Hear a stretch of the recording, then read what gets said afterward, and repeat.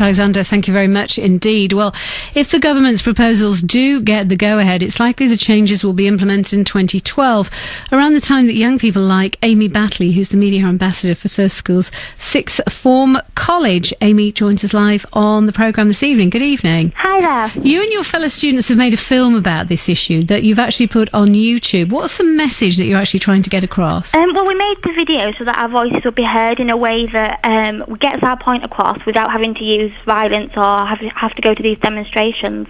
And do you actually really think that your film will make a difference? Well, we've sent it out to as many places as we possibly can. We've maybe done it a bit late, but the girl Holly Bryan, who edited it together, had a lot of interest from other students who just said that they're really unhappy with the changes.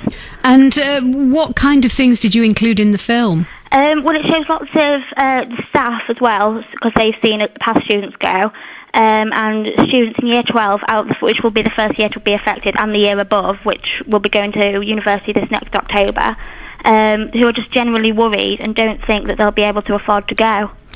David Cameron announced a number of concessions today. Has that changed your opinion of what's been proposed? Well, I think a lot of the problems are that they're going to help the lower classes, which you know is fine, fair enough. But the middle classes are going to be what's going to be hit. So I don't know how middle classes are going to be able to afford to go when, say, the lower classes will be able to afford to go with it being paid for the first 2 years. If these fee increases are implemented, what difference will it make to your plans? Will you still be able to go to university, do you think? Well, depending on which university I choose to go to, I might have to take a few years out to earn some money, or possibly just get work experience and try get into that in that route. OK, Amy, thank you very much indeed. Let's talk now to Stuart Mason. He's the head teacher at Thirsk School. Good evening to you. Good evening. How do you feel about the government's proposals? I'm very, very worried about the impact on students' ambitions and progression, particularly when you add in that the education maintenance allowance, which helps finance a lot of our sixth formers doing the 2 years of sixth form study, even before they consider university, that's disappearing for all but the most underprivileged youngsters. And I do think it's going to be very difficult for students to go on. Is that a view that's actually shared by your colleagues in the profession, in the teaching profession? Yeah, I think it is. And I understand that there is the need to find creative ways of paying for university education. I just think it's morally wrong for young people after 3 or 4 years of study at university to come out with huge debt.